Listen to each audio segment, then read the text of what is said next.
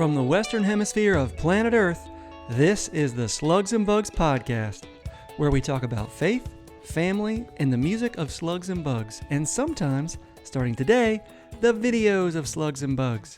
Today's guest is Rickey Boyd, who animated the video for our new single, Lydia, Seller of Purple. And longtime fans may recognize Rickey Boyd's name as the puppeteer and voice behind Doug the Slug from the Slugs Bugs Show, which is a delightful TV show we made 2 seasons of that are streaming on a ton of different platforms, including YouTube. To support the podcast and all things Slugs and Bugs, please consider becoming a patron at patreon.com.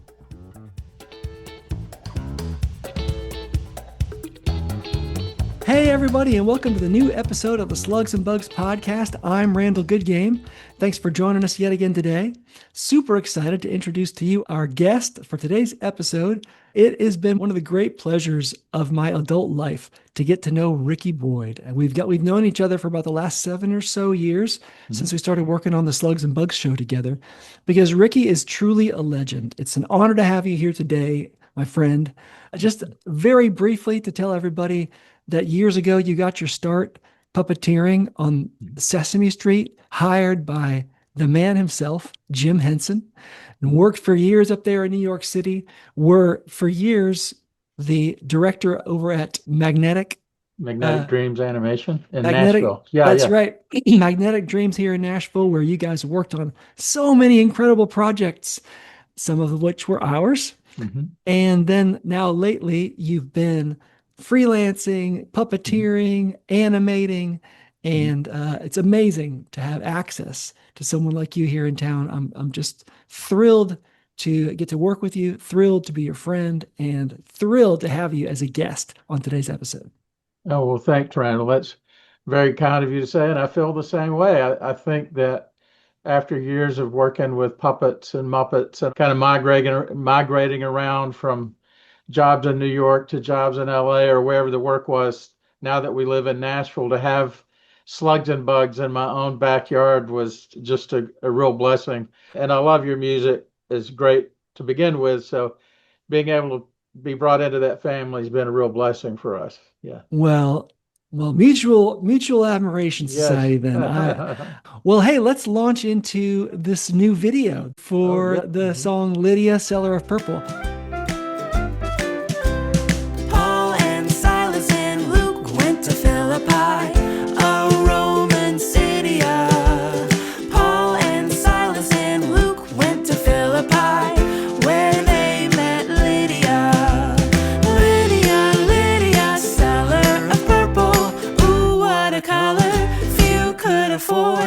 Lydia, seller of purple, she worshipped the Lord.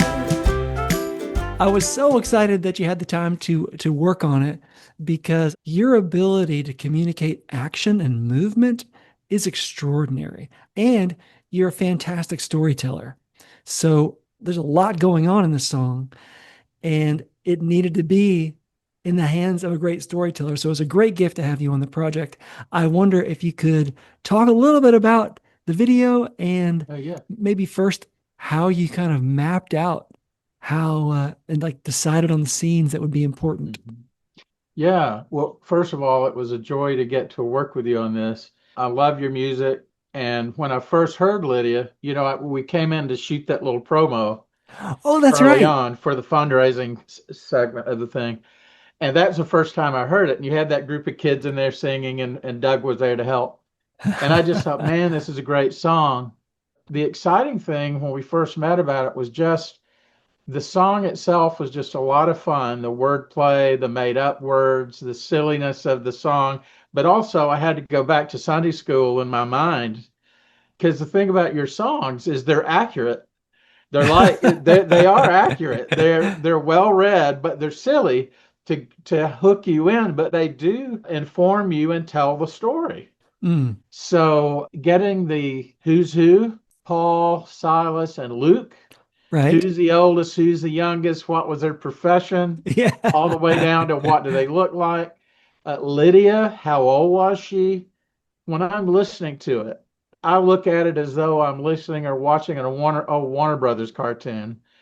And I've Oh, immediately thought of Lydia.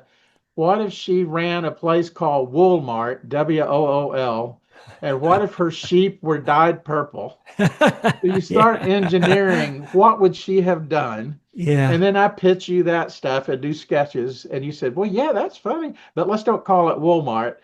Because then I learned Lydia was the host of the first church ever in Europe. that's right. That's a So, fact. That's yeah, history. yeah, I know. It's so And fun. when I was figuring out how to animate her little dance with her purple thing, I Hmm. looked at actual dances, Middle Eastern moves, Wow. because I thought it would be nice if she were doing something that is reminiscent of what someone might have done. And she's also selling the cloth. That's right. At the end Yes, of the day, she's running a business. she's a business lady. So we wanted to nail those things, looked up the history of the ships, what they look like. Wow. Then I put the guys on it. I made sure that Silas is eating a Greek hero. But the logo on the ship on the sail is a smiling Trojan, but the guy guiding the ship is anything but happy. Yeah, right. I so love the logo on the sail. It's so Yes, funny. And I loved the like Raiders of the Lost Ark like map, the guy, the little yes, ship going yes. across. And I thought, what if we have them when they land, they get on camels to make the journey from the coast into Philippi. But when Lydia meets them, well, she doesn't meet them at first, but they're in an arena Right. like like Like an open air theaters, amphitheater, amphitheater. sure. And we thought, well, what Lydia would have a kiosk, like That's she's right. selling stuff. So we put her in a kiosk with her purple hats with L on them. And a recurring character is the Roman centurion. Hmm. He shows up throughout the thing and progressively goes from angrier to happier. We won't give the story away, but they go to the Yeah. jail. He's part of that. I heard the term used with VeggieTales that called it pre-evangelism, and I like that term because you feel like these Interesting. are subjects that when you get into the faith-based stuff, there's such a place for the church and parents to really communicate these things to their kids. What we're doing is really kind of pre-evangelical. Wow. It's kind of like we're pointing in a direction and getting them to use their memory skills and stuff to learn this stuff. That's right. Yeah, it's as I started thinking about the story when I began writing the song, I realized how much there was about this character, this real person that existed, that Hmm. really is valuable to learn. Oh yeah. So she already feared and worshiped the Lord. Traditionally, it's understood, like you said, she established the first church in Europe, Yeah. Right. Right. and it was established by a woman who ran a business. So Yeah. there's so much good education Hmm. that's happening as you learn her story that it was a thrill to get to, introduce this song that hopefully kids will sing in Sunday school. Hmm. But if they do, it'll be because they've seen this video and they want their Yeah. their Sunday school teacher to play it. So Yeah. thank you for making it so awesome. I mean, it Oh yeah. really is. There's so much humor packed in every, you didn't even talk about the flannel graph at the end. Right. Right. But there's so much humor and cleverness and creativity.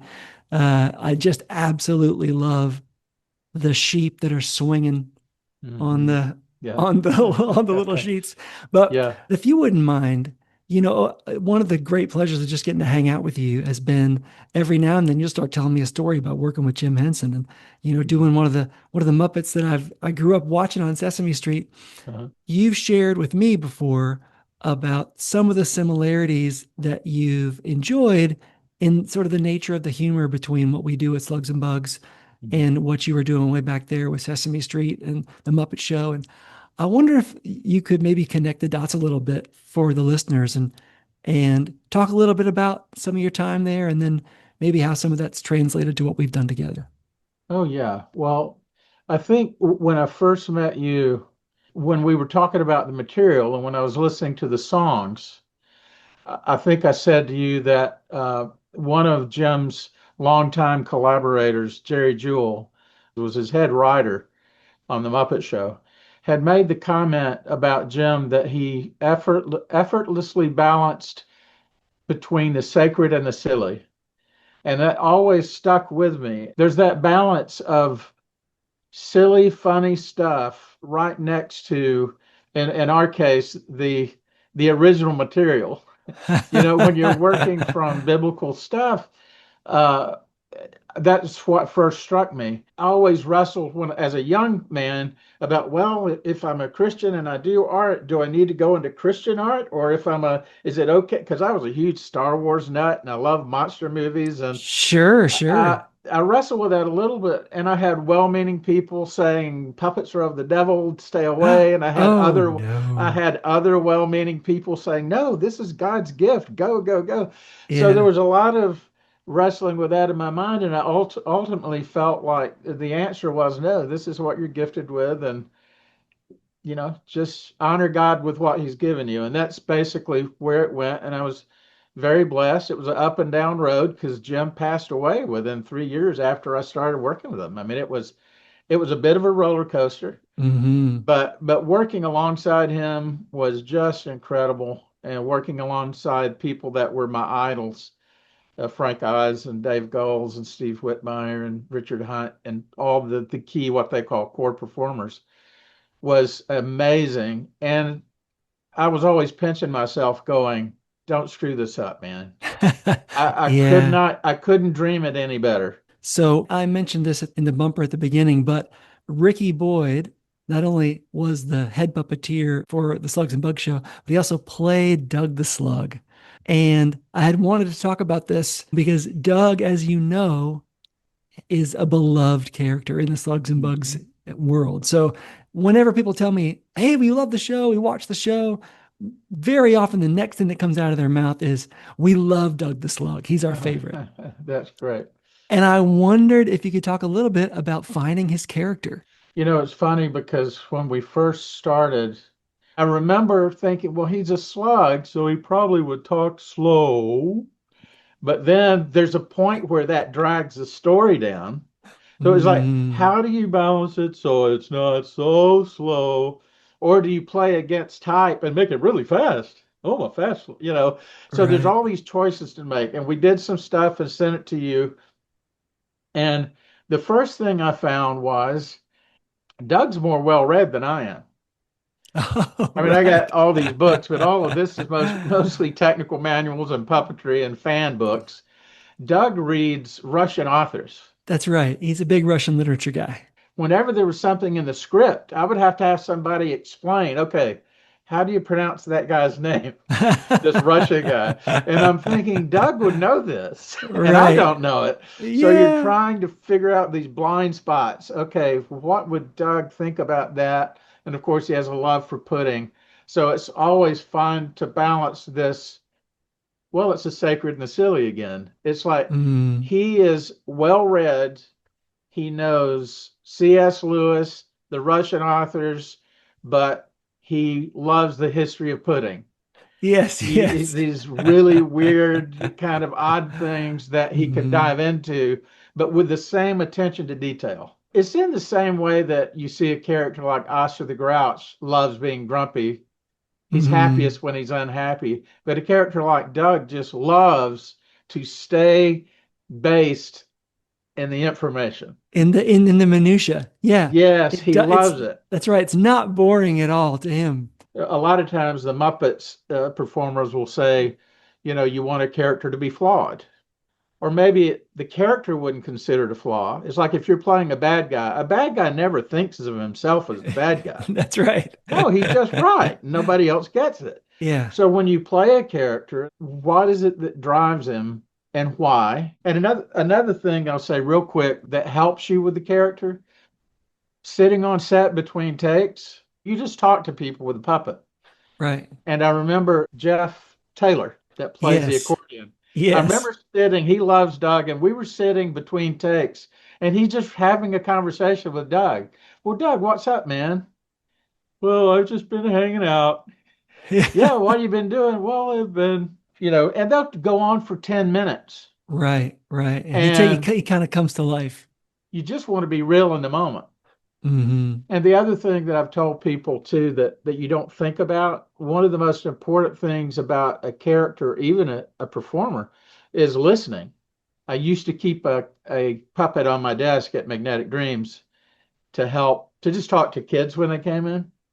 And kids would come in on visiting the studio, and I'd put the puppet on, and all I would do would put him on and have him look the kid up and down like that and tilt his head, and they immediately bought it.